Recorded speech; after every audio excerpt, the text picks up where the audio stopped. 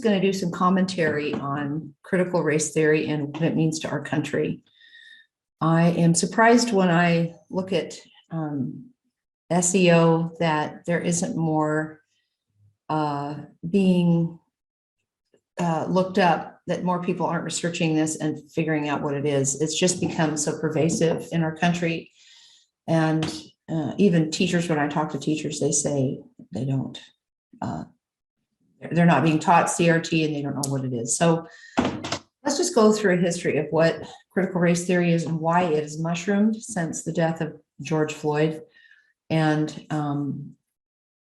first, let me tell you that it's not new. One of the reasons that I took my kids out of public education almost 25 years ago was because of a curriculum that was being adopted by the junior high when my oldest son was in 7th grade, going into 8th grade in the spring of 1997.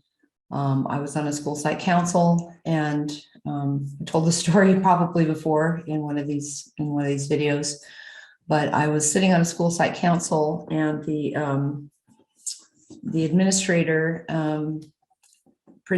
made a presentation about the new curriculum that was going to be adopted for 8th grade social studies in that school.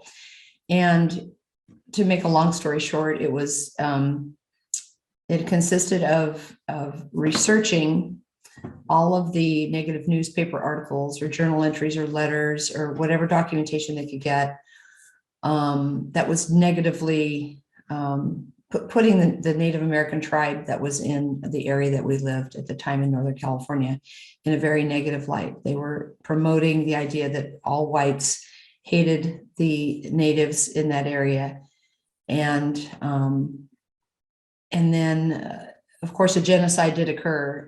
Not going to, for a moment, say that bad things didn't happen, because it was a tragedy, it was wrong and horrific. And I believe it still affects the natives of that area to this day in some negative ways, although they do have their own reservation. They do have, they have some reparations there. However, the point of the curriculum was at periodic intervals, the white kids were going to be required to write apology letters to the Native American kids in the class.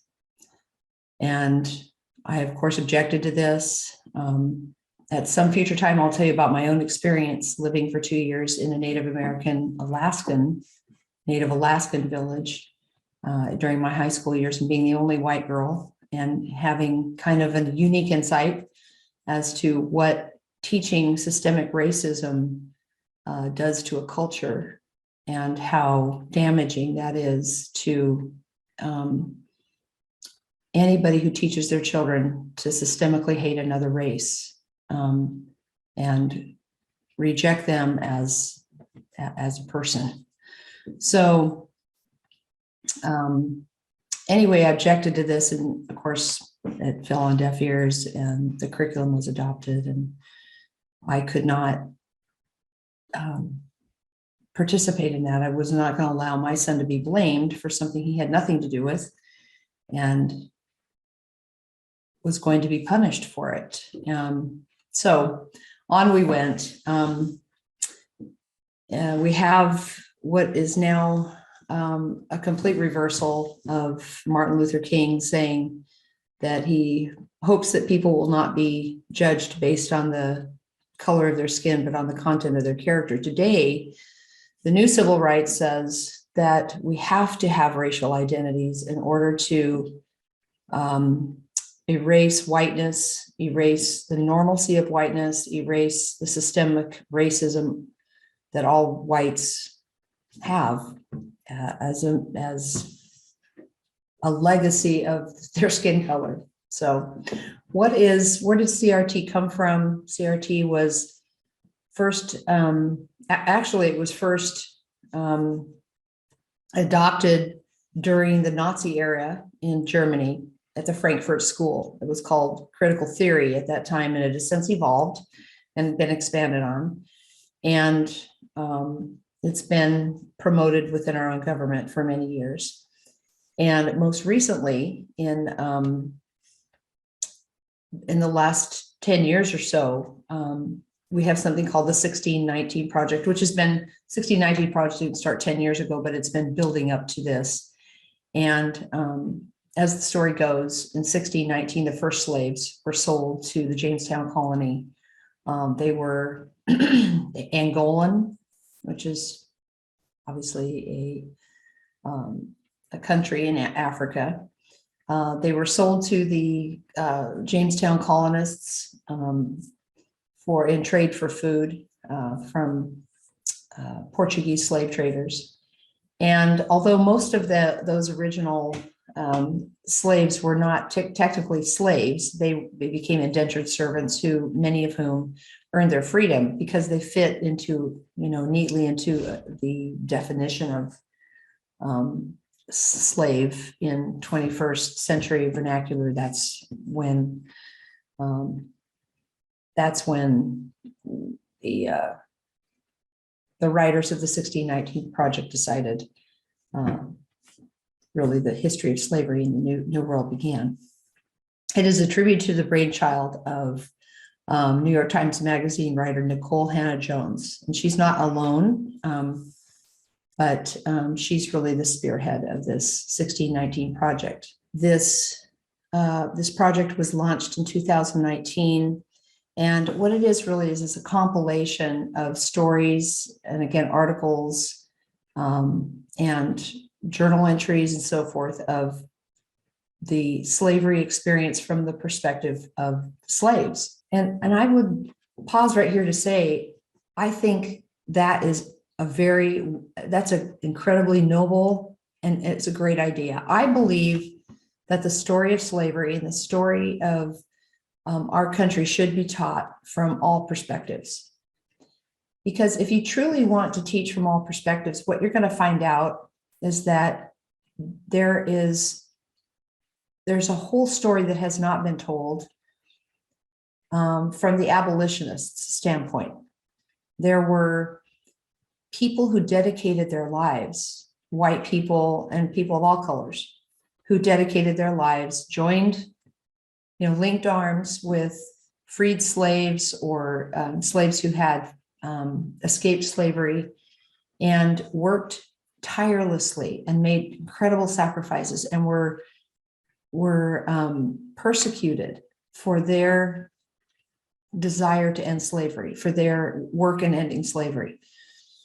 That story needs to be told. And then, like in my own family, the stories of families in the Civil War who lost multiple family members, their story needs to be told, and the suffering that those families went through to see that slavery was done away with in this country. It was that their freedom was bought with the human blood of many white people, and among those were my family members.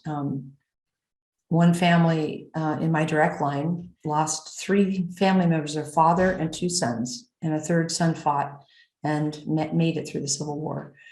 But it devastated that family and impoverished them for a couple of generations. It's important to tell those stories. So back to the 1619 Project. This is the byline of the book of the 1619 Project. I'll just read the byline. The 1619 Project is the New York Times Magazine's award-winning reframing of American history that placed slavery and its continuing legacy at the center of our national narrative. It wasn't a part of the story. It was the story, like nothing else was happening.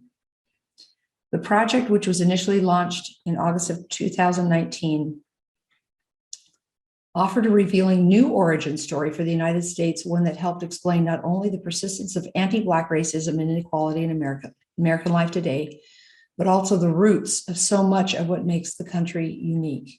Which I would ask is, are they really trying to find out what is unique about America or what is uniquely racist about America? So here's the thing. Here's the thing that kind of amuses me about this entire narrative today. To hear them speak, to hear them talk, It's almost as if nobody's ever heard of slavery until now, right? I mean, you would think that this was one of the best kept secrets of American history, that that slavery happened, and we never knew.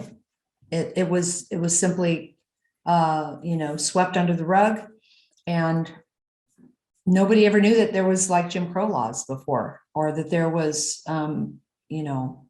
the horrific things that happened until the 1619 Project. And then all of a sudden we're all going, oh, wow, are you kidding me? We had slaves in America. And that the story's never been told. There was never Roots. Roots never happened. I don't know whether anybody ever saw that TV series back in the 70s, but we were all riveted to it.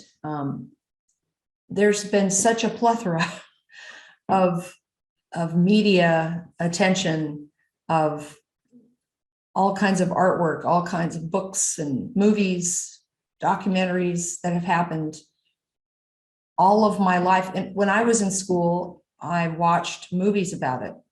There was film strips about slavery, and also the heroes, the Black heroes like George Washington Carver. It was I was fascinated by George Washington Carver and Harriet Tubman, and there's just been a lot. But to hear these people talk, it's like we never knew. We never knew until just recently that slavery actually occurred in this country.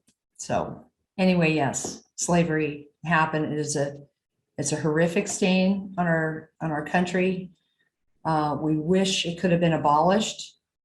Most of the founding fathers would have abolished it at the writing of the Constitution, or even at the Declaration of Independence. Many people malign Thomas Jefferson and say that he was, just the grossest of hypocrites for writing in the Declaration of Independence that all men are created equal. Actually, what Thomas Jefferson was doing was trying to bring up the standard. He was trying to help people see what he believed.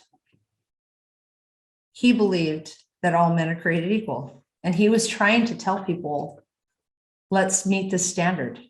Okay, he was trying to urge his fellow delegates at the Philadelphia Convention, let's elevate our standards. Let's make all people equal. But that's not how he's gone down in history, because that's not the narrative that's being promoted. It's easier to say that our founding fathers were a bunch of racist bigots and so forth. Here's the thing. As terrible as slavery was, as far as our American history, because slavery still happens, there's probably more slaves now than there ever has been, even percentage-wise per capita, than there ever has been in the history of the world. But I digress.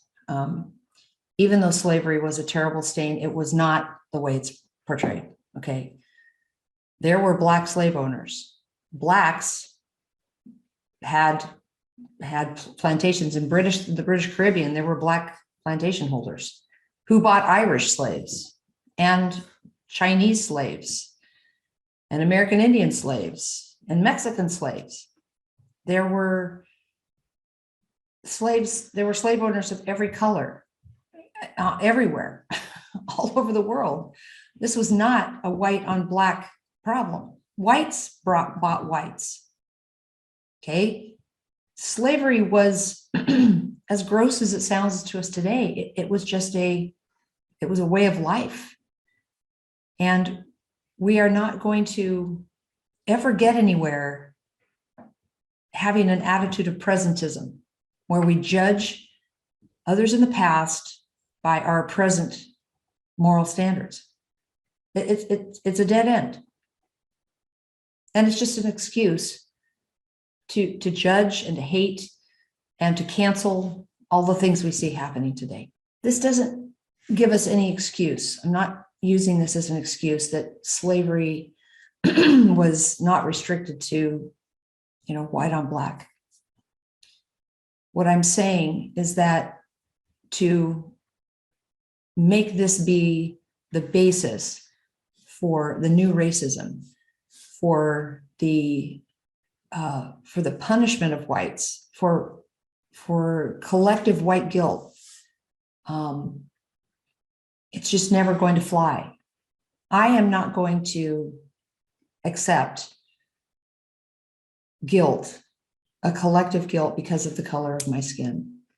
That's never going to happen. All this is doing is setting us up for more virulent, more entrenched tribalism, and it is not going to solve problems in our society. The bottom line with CRT is that it's just another form of Marxism, and most people are saying this is not my idea. This is just the way it is. Marxism's whole basis is oppressor and oppressed, and that's all that this is. By declaring all whites to be racist systemically, by all of our institutions being systemically racist, including religion, particularly Christianity, all we do is fall into the Marxist paradigm. So I'll just go back again to the basis for CRT it began in the Frankfurt School back in 1923, even pre-Nazism. It was a school in Germany dedicated to the study of Marxism and critical theory, which was what it was called at the time. This isn't a debatable opinion. This isn't a conspiracy theory. Just do a little bit of research. I'm not going to go into all the particulars. It's easy to find. It's established fact, just historical fact. Here's the bottom line. In CRT, if you are white, you are a racist. It's inherent in your skin color. It's in your DNA. There's nothing you can do about it. All you can do is apologize. You cannot view another race as anything but inferior to yourself. And whether you know it or not, you act on that superiority in unconscious ways that harm people of color. It is inherent in your skin color. It is systemic. And it is systemic in anything that's ever been established or created or formulated by a white person. So not only is every moment that a white person lives a racist moment, all of the white moments that have ever been lived are racist moments collectively. So anything that any white person has ever done is a racist moment, and it must be undone. Cannot be accepted, because it has to be viewed through the fact that whatever you were doing as a white person, or whatever anybody was ever doing as a white person, is racist. If we believe that, then we have to go all the way back to the roots of white belief in Christianity, all the way back to Genesis, which is not an invention of white people, but it was embraced by white people and it was codified into law. So all law, which was established based on the Judeo-Christian code, has to go. It's racist. So to accept CRT in its theoretical sense and its what comes of it, okay, what follows if you say everything is racist, anything ever done by race, the law, religion, art, literature, architecture, anything ever done by a white person is racist, then all American culture, everything that is America, has to go. It has to be deconstructed and reconstructed from that perspective. And the natural thing that follows with that is to say that in order to nullify all white normalness, you have to do away with all whites, or at least a majority of them, and the rest of them need to be kept in a place that will never allow their whiteness and their racism to surface.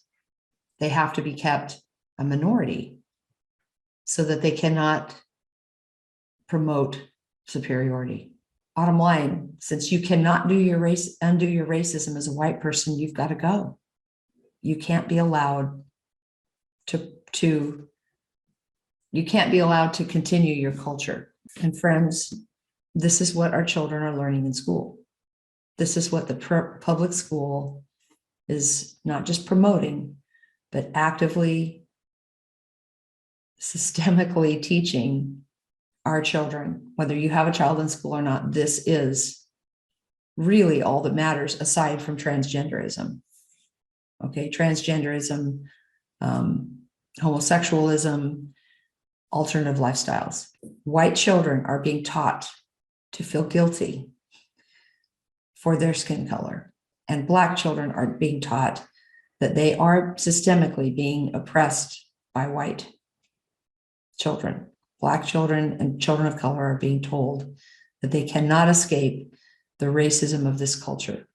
If you believe that this is going to cure racism, then you shouldn't listen to any more of my podcasts or watch any more, because this is not going to cure racism. I promise. This is not going to be what helps our society to progress. It's just not. So here's the test. If you believe that your child is not being taught this, I challenge you to go and talk to them about it. I challenge you to ask them a question like, honey, do you believe that your whiteness makes you a racist? Honey, do you believe that America is a systemically racist country, that no matter what we do, we are oppressing people of color? Do you believe that as a white person, you should feel guilty for slavery? Go ahead.